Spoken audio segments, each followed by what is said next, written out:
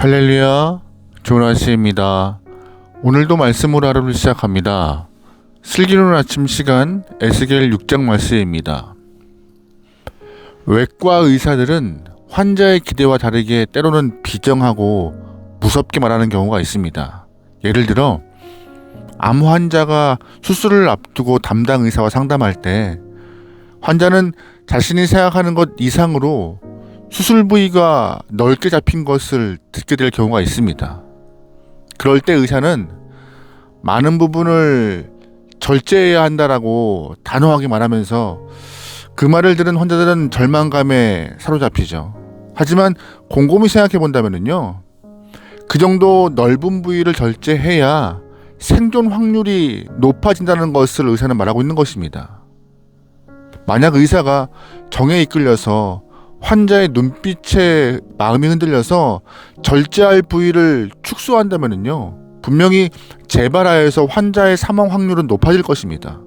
그 때문에 의사는 생각보다 더 넓은 부분을 절제해서라도 생존 확률을 높이고 재발 확률을 낮추려고 노력합니다. 오늘 에스겔 6장 말씀에서는 남유다 백성들의 죄악을 심판하시는 하나님의 칼이 등장합니다. 본문 속 하나님의 칼은 외과 의사의 칼과 같아요. 넓은 부분을 단호하게 절제하지 않으면 남유다 백성들의 죄악을 도려낼 수 없고, 죄악을 도려내지 않으면 그들의 영혼이 죽을 수밖에 없기 때문에 하나님은 강력하고 단호하게 죄의 문제를 접근하시고 심판하십니다. 이 말씀을 통하여서 하나님의 마음을 알아갈 수 있는 귀한 시간 되면 좋겠습니다. 통일 이스라엘 시대부터 북이스라엘의 멸망과 남유다가 멸망할 때까지 죄악의 중심에는 항상 우상 숭배가 있었습니다. 그래서 우상 숭배는 북이스라엘과 남유다 백성들의 영혼을 갉아먹는 암덩어리였어요. 하나님은 분명하고 단호하게 우상 숭배에 대한 문제를 경고하셨지만 그들은 듣지 않았습니다. 하나님은 더 이상 그들이 돌아오기를 기다리지 않으시고 우상 숭배 문제를 직접 도려내시려고 합니다. 왜냐하면 우상 숭배의 문제를 도려내야 그들이 오래도록 살 수 있기 때문이죠. 그래서 하나님은 하나님의 칼을 들어서 외과 의사와 같이 수술하십니다.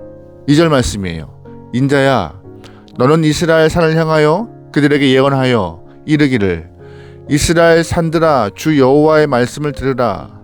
주 여호와께서 산과 언덕과 시내와 골짜기를 향하여 이같이 말씀하시기를, 나 곧 내가 칼을 너희에게 임하게 하여 너희 산당을 멸하리니.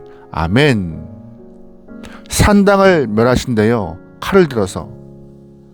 솔로몬 이전까지 산당은요, 오늘날의 기도원과 같은 역할을 했지만 솔로몬 이후 산당은 우상 숭배 온상이 되었습니다.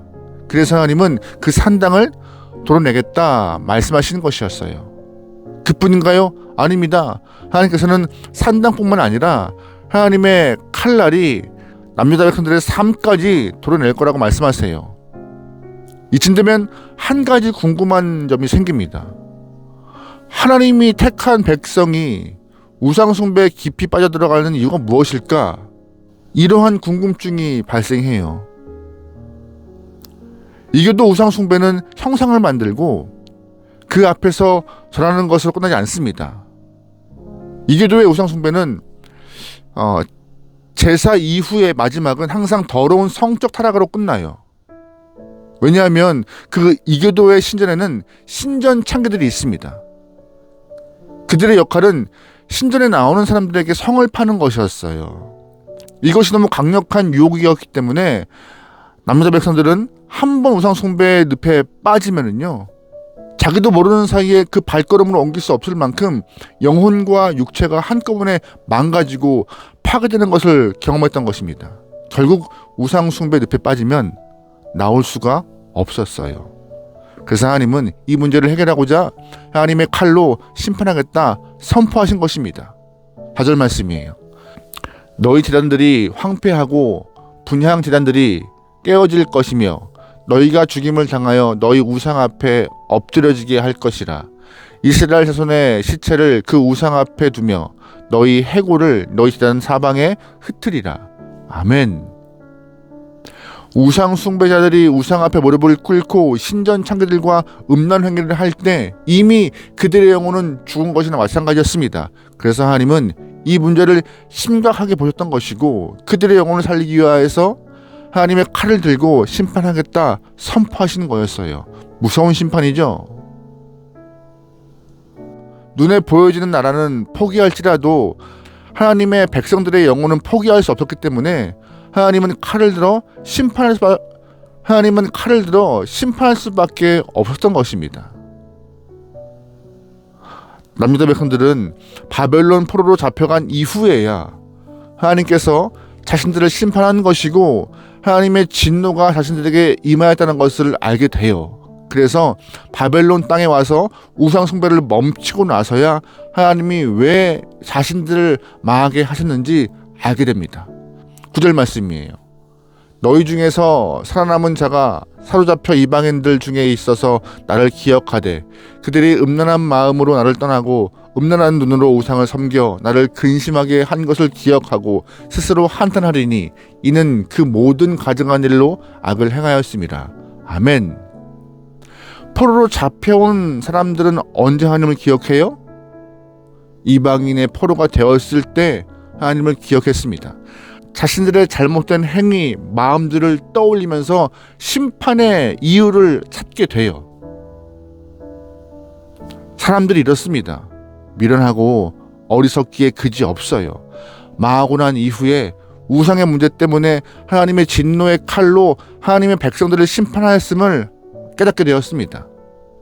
하나님이 나를 살리기 위하여서 친히 칼을 들어 암덩어리를 제거하시고 이방인의 포로로 보내셨음을 알게 된 것이었어요.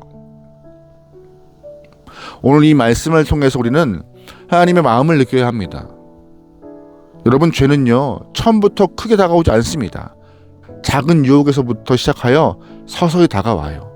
처음에는 생각으로, 그 다음에는 마음으로, 그 다음에는 작은 갈등에서 행동으로 옮겨지면서 점점점 커져요. 스스로 제어할 수 없는 암덩어리가 되어 손쓸 수 없는 상태까지 되는 것입니다. 하나님께서는 처음부터 다양한 방법으로 죄에 대하여 경고하십니다. 하지만 듣지 않으면요, 하나님의 경고의 말씀을 듣지 않으면 마지막엔 뭐가 있어요? 하나님의 칼이요. 그 칼을 사용하여서 영혼들을 살리시는 것입니다. 그때 아프다고 소리쳐봐야 소용없습니다. 수술해야 살기 때문에요. 그러기에 지혜로운 영혼들은 하나님의 진노의 칼이 임하기 전에 정리합니다. 정리해야 하고요. 심각한 문제가 우리 삶에 지배하기 전에 마음부터 다스리는 지혜로운 백성들이 되길 소망합니다.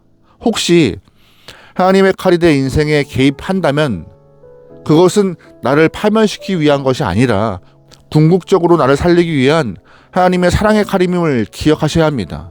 그것을 아는 것이 지혜인 것이에요. 하나님의 칼이 임하기 전에 하나님께 엎드려 기도하고 마음을 다스리며 내 마음의 중심이 온전히 하나님 앞에 드려질 수 있는 지혜로운 영혼들을 소망합니다. 오늘 하루 주님의 뜻을 구분하여 주의 마음을 기쁘게 할 수 있는 귀한 영혼 되기를 주의로 축원합니다. 아멘. 기도하시겠습니다. 사랑의 하나님, 생명을 살리고자 이 땅에 아들을 보내시고 우리를 살리기 위해 칼을 준비하시는 하나님의 사랑을 깨달을 수 있는 은혜 허락하여 주시옵소서. 하나님께 돌이켜서 거룩함을 이루고 지키기 원합니다. 우리에게 능력과 은혜가 마르지 않도록 기름 부어 주시옵소서. 오늘 하루를 맡겨오며 예수님의 이름으로 기도합니다. 아멘.